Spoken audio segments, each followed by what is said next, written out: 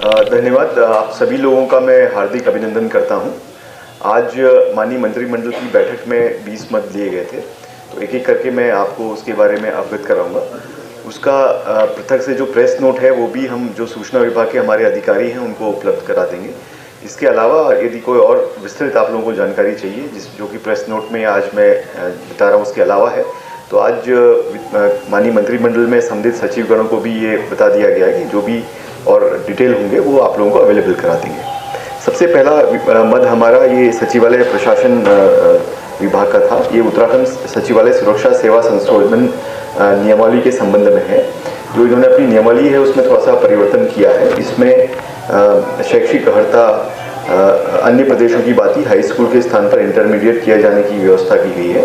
इसके अलावा 60% सीधी भर्ती के स्थान पर 90% सीधी भर्ती की व्यवस्था की गई है और बाकी 10% वो समूह घ के कर्मचारियों से भरे जाने के संबंध में है। और इसका आर्थिक रूप से कमजोर वर्ग को जोड़े जाने का भी इसमें प्रावधान किया गया है। इसकी मत संख्या 2 ये गृह विभाग का मत था। उत्तराखंड बंदियों के दंडादेश का निलंबन संशोधन नियमावली 2022 के संबंध में ये है। इसमें एक नियमावली का प्रख्यापन गृह विभाग के द्वारा आज किया गया है, जिसे कि माननीय मंत्रिमंडल द्वारा अनुमति दी गई है। इसमें जो 15 दिन के पेरोल देने का अधिकार पहले मंडलायुक्त के पास था, उसे अब जिला मजिस्ट्रेट को दिया गया है। इसके अलावा किन कारणों से पेरोल दी जा सकती है, उसमें प्राकृतिक आपदा में पुष्टि होने पर मकान पुनर्निर्माण के लिए भी पेरोल दिया जाना संभव हो सकता है। असाध्य रोग, कैंसर, एड्स आदि के उपचार तथा लीवर, किडनी, हृदय आदि के ट्रांसप्लांट के लिए अधिकतम 12 माह के लिए भी पेरोल दिया जाता है। पेरोल की अवधि जो है वो 12 माह से अधिक नहीं होगी। और इस तरह के कुछ और संशोधन जो है उसमें किए गए हैं, जो कि प्रेस नोट के माध्यम से भी आपको स्पष्ट होंगे। तीसरा ये औद्योगिक विकास विभाग का मद है। इसमें कुछ सिडकुल के द्वारा कुछ ऐसी 5 सड़कों को मेंटेन किया जा रहा था जो कि सिडकुल क्षेत्र से बाहर हैं, तो उनको पीडब्ल्यूडी को हस्तांतरित करने का आज निर्णय लिया गया है। उसके अलावा चौथा मद ये उधम सिंह नगर की है। चौथा मद जो पीडब्ल्यूडी विभाग का मद था, इसमें पीडब्ल्यूडी के अंतर्गत जो तकनीकी संवर्ग हैं उनके पदों का पुनर्गठन किया गया है और उसका भी डिटेल आपको अवेलेबल करा देंगे। चौथा मद ये उच्च शिक्षा, 5वां मद ये आपका उच्च शिक्षा विभाग का मद था, जिसमें university of engineering and technology Roorkee अधिनियम 2020 में कुछ संशोधन किया गया है। इसमें मात्र एक ये संशोधन हुआ है कि university of engineering and technology Roorkee का नाम कोर यूनिवर्सिटी रखे जाने का प्रस्ताव किया गया था।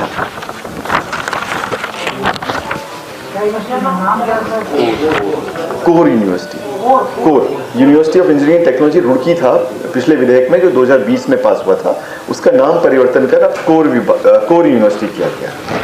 इसके अलावा छठा मद जो है वो कौशल विकास एवं सेवायोजन विभाग का था। हमारे प्रदेश में लगभग 91 जो हैं वो ITI संचालित हैं और जिसमें लगभग 10,000 के आसपास लोग ट्रेनिंग ले रहे हैं। इसमें से 20 संस्थानों को हम लोग ये प्रस्ताव है विभाग का कि इनको उच्चीकृत करेंगे, जो कि इंडस्ट्री 4.0 की डिमांड है, उसके आधार पर उसको उच्चीकृत करने का उनका प्रस्ताव था। एक बहुत फेमस मॉडल वो कर्नाटका का मॉडल है, उसी के आधार पे इसको उच्चीकृत किया जाएगा और इसमें 10 करोड़ प्रति संस्थान का इसमें व्यय होगा, जो कि विभाग द्वारा किया जाएगा। 20 ITI यानी कि वो मॉडल ITI एक तरह से बनाए जाएंगे उनको। उसके बाद 7वां मद हमारा ये परिवहन विभाग का था। इसमें जैसा आपको जानकारी है कि हमारा special assistance of states for capital investment करके भारत सरकार से हम लोगों को वित्तीय सहायता इसमें मिलती है, लेकिन इस वित्तीय सहायता को लेने के लिए कुछ रिफॉर्म करने की आवश्यकता थी। पूर्व में शहरी विकास विभाग और आवास विभाग के माध्यम से कतिपय रिफॉर्म किए गए थे।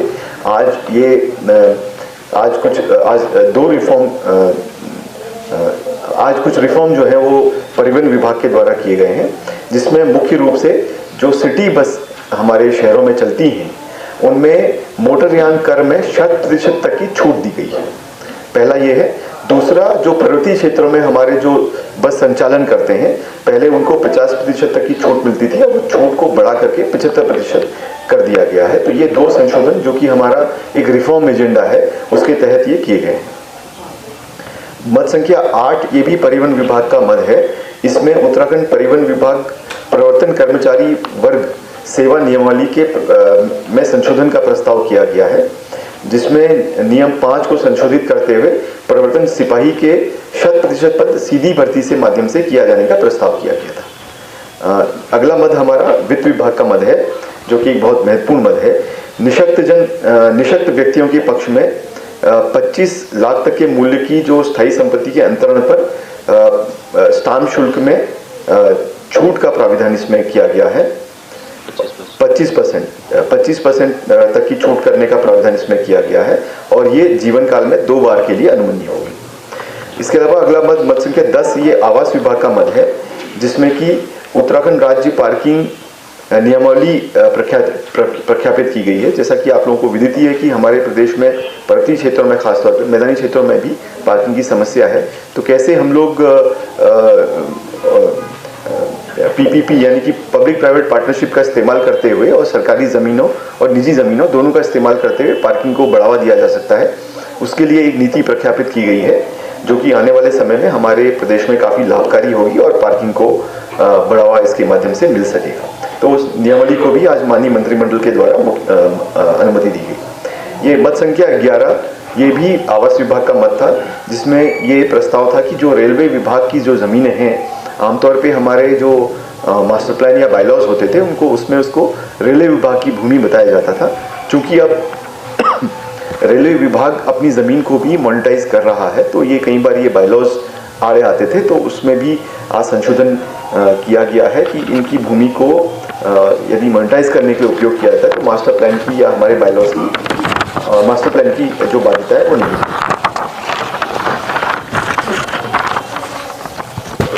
अगला मद ये हमारा राजस्व विभाग का मद है, जिसमें कि उत्तराखंड राजस्व परिषद के अनुभाग अधिकारी, सहायक राजस्व आयुक्त, उप राजस्व आयुक्त की सेवा नियमावली का गठन किया गया है। तो उसको भी आज माननीय मंत्रिमंडल द्वारा अनुमति दी। अगला मद ये श्रम विभाग का मद है। इसमें उत्तराखंड औद्योगिक संबंध नियमावली 2022 को प्रख्यापित किए जाने के संबंध में है।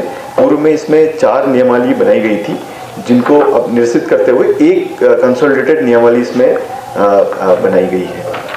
इसके अलावा अगला मद हमारा ये ऊर्जा विभाग का मद था, जिसमें कि हिमाचल प्रदेश की भांति उत्तराखंड की नवीन जल विद्युत नीति आज माननीय मंत्रिमंडल के सम्मुख रखी गई थी, जिसका आज माननीय मंत्रिमंडल द्वारा अनुमोदन प्रदान किया गया। हम लोग इसको प्रेस नोट भी अलग से सर्कुलेट कर रहे हैं, और इसके अलावा संदिग्ध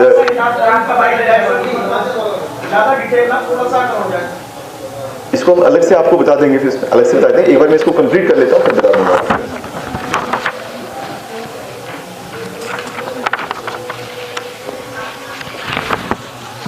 इसके अलावा मद संख्या 17 है। ये उत्तराखंड राज्य के देहरादून टिहरी गढ़वाल में यमुना नदी पर जो लखवाड़ बहुउद्देशीय परियोजना बन रही है, जो कि 204 मीटर ऊंचे कंक्रीट ग्रेविटी बांध जिसमें बनाया गया था। इसमें विभाग द्वारा 4 बार निविदाएं की गई है, और उसमें जो एक ही उसमें टेंडर आया हुआ है, तो उसको टेंडर को खोलने की माननीय मंत्रिमंडल द्वारा अनुमति दी गई, जिसमें ये भी निर्णय लिया गया कि टेंडर खुलने के बाद, फाइनेंशियल बिड खुलने के बाद इनके रेट्स देख लिए जाएं, और एक नेगोशिएशन कमेटी बनाने की भी सहमति इसमें दी गई। इसके अलावा मद संख्या 18 ये पर्यटन विभाग का मद था। इसके में ये प्रस्ताव आया है कि जैसे मास्टर प्लान बद्रीनाथ जी और केदारनाथ जी का बनाया गया है INI संस्था के द्वारा, INI डिज़ाइन स्टूडियो संस्था के द्वारा, उसी तरह से जागेश्वर और देहरादून जागेश्वर का, अल्मोड़ा में जागेश्वर का और देहरादून में महासू देवता का भी मास्टर प्लान इसमें तैयार किया जाएगा। इसके अलावा 19वां मद ये माध्यमिक शिक्षा विभाग का मद था, जिसमें ये प्रस्ताव किया गया था कि कक्षा 9 से कक्षा 12 तक अध्ययनरत समस्त छात्र छात्राओं को वित्तीय वर्ष 2023-24 में निःशुल्क पाठ्य पुस्तकें दी जाएंगी। इसका भी माननीय मंत्रिमंडल द्वारा अनुमोदन दिया गया। सरकारी एडेड दोनों। उसके बाद अगला मत हमारा ये विधायी एवं संसदीय कार्य का था। ये एक फॉर्मल मत था जिसमें जो विधानसभा का तृतीय सत्र आहूत किया गया था उसका 17वां की अनुमति, फॉर्मल एक 17वां की अनुमति जो कि पूर्व में माननीय मुख्यमंत्री जी द्वारा विचलन के माध्यम से दी गई थी, वो माननीय मंत्रिमंडल के संज्ञानार्थ इसको लाया गया। और भी मत था। इसके अलावा एक उद्योग विभाग के द्वारा जो अंतिम हमारा मत था वो एक लॉजिस्टिक पॉलिसी भी लाई गई है। इसमें मुख्यतः ये है कि हमारे जो प्रदेश में चाहे वो कृषि उद्यान की बात हो या इंडस्ट्री की बात हो, वेयर हाउसेस की बहुत कमी है। तो वेयर हाउसेस को बढ़ाने के लिए कैसे इसको बढ़ाया जाता है उसके लिए एक नियमावली लाई गई है। इसके अलावा जैसे ट्रक टर्मिनल है, एग्रीगेटर की व्यवस्था, जो परिवहन के जो ट्रक ऑपरेटर्स होते हैं उनकी एग्रीगेटर्स की व्यवस्था है, कोल्ड स्टोरेज की व्यवस्था है और बुनियादी सुविधाएं अन्य जो दी जानी चाहिए लॉजिस्टिक्स को और अधिक एफिशिएंट बनाने के लिए, उसके लिए एक पॉलिसी लाई गई है जिसका माननीय मंत्रिमंडल द्वारा अनुमोदन दिया गया।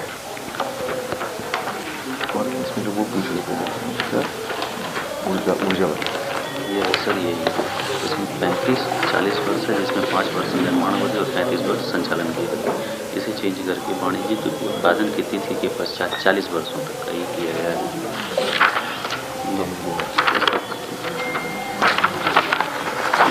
देखिए इसमें मुख्य बिंदु ये है कि नॉर्मली जब हम लोग इसका बिड करते हैं तो बिड इसका जो शुरुआत मानी जाती है कॉन्ट्रैक्ट की, जब बिड किया जाता है, बिड अवार्ड हो जाता है, उसके बाद से कॉन्ट्रैक्ट की अवधि मानी जाती है। तो इसमें अब ये क्योंकि लॉन्ग टर्म चलने वाला है, 40-50 साल चलता है, तो इसमें जब कमीशनिंग हो जाएगी तब से इसका जो पीरियड है उसको शुरुआत इसकी मानी जाएगी। और बहुत सारा चीज़। इसके अलावा जो इक्विटी पार्टिसिपेशन किस तरह से होगा इसमें, उसके बारे में भी कई इसमें व्यवस्थाएं दी गई हैं। अलग अलग प्रोजेक्ट्स के लिए, जो अलग अलग कॉस्ट के प्रोजेक्ट्स हैं उसके लिए अलग अलग व्यवस्थाएं इसमें दी गई हैं। तो ये प्रेस नोट के माध्यम से और अधिक स्पष्टता आप लोगों को इसमें आ जाएगी। और ये भी बता दिया गया है कि यदि कुछ और डिटेल भी चाहिए तो संबंधित विभागीय सचिव इसमें आपको अवगत करेंगे। आप सभी लोगों का बहुत बहुत धन्यवाद। जल विद्युत के लिए धन्यवाद।